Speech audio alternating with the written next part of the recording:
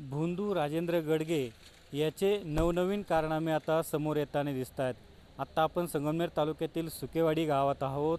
त्या गावामध्ये हे जे पाहिलं तर हे Meera hotel and permit room आहे. ह्या ठिकाणी हे जे परमिट रूम आहे हे बंद पडलेलं आहे, परंतु या जागे ही जे हॉटेल आणि ही जी स्थावर मालमत्ता आहे ती राजेंद्र गडगे यांनी स्वतः विकत घेतली असून कोट्यावधी रुपयांचा या ठिकाणी खरेदी व्यवहार झालेला दिसतोय. आणि महत्त्वाचं म्हणजे सुकेवाडी गावातच आणखी या ठिकाणी किंवा घुलेवाडी, गुंजावाडी आणि इतर ठिकाणी त्याच्या प्रॉपर्टी असल्याचं पोलीस तपासात समोर आलं आहे. एकूण 13 ठिकाणी जे आहेत त्याच्या प्रॉपर्टीत पोलीस तपासात समोर आलं आहे.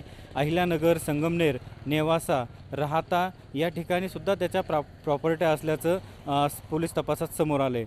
तसेच बँका आणि पतसंस्थेमध्ये त्याचे एकूण 10 खाते असल्याचं समोर येतं आहे. त्याचा शोध घेऊन मूल्यांकन काढण्यात येणार असल्याची माहिती अप्पर पोलीस अधिकारी सोमनाथ वागचौरे यांनी दिली होती.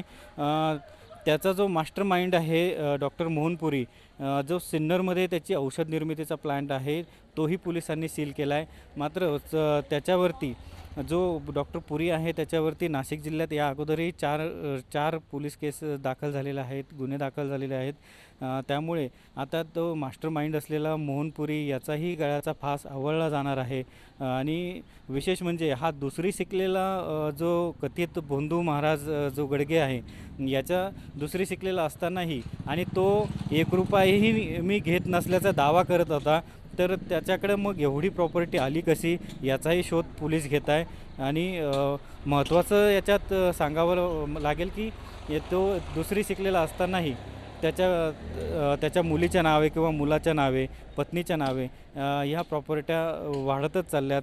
महत्त्वाचं म्हणजे तो ज्या वडगाव पानमध्ये त्याचा दत्तधाम नावाचा आश्रम आहे, ज्या ठिकाणी तो मंत्रोपचाराने दुर्धर आजार बरे करण्याचा दावा करतो आहे, त्याच ठिकाणी वडिलोपार्जित त्याची 1.5 एकर जमीन आहे. परंतु त्याच वडगाव पानमध्ये आता त्यांनी करोडो रुपयांची मालमत्ता कमवली आहे.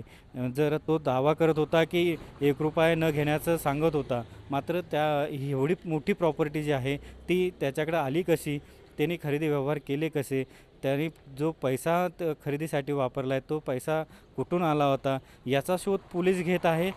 तसेच आता काही दिवसांनी म्हणजे 2-3 दिवसांनी त्याच्यावरती PC-NDT कायद्यानुसार सुद्धा गुन्हा दाखल होणार आहे. आणि याचाही शोध याच्या बाबतीत जे पुरावे आहेत ते पोलिसांकडं मिळालेले आहेत आणि त्याच्यावरतीही तोही गुन्हा दाखल होणार आहे. याचाच अर्थ असा की पोलिसांत गडगे महाराज जे आहेत त्याचा फास आणखी आवळला जाणार असून आता पोलीस तपासात आणखी काय समोर येतं आहे हे पाहणं महत्त्वाचं ठरणार आहे.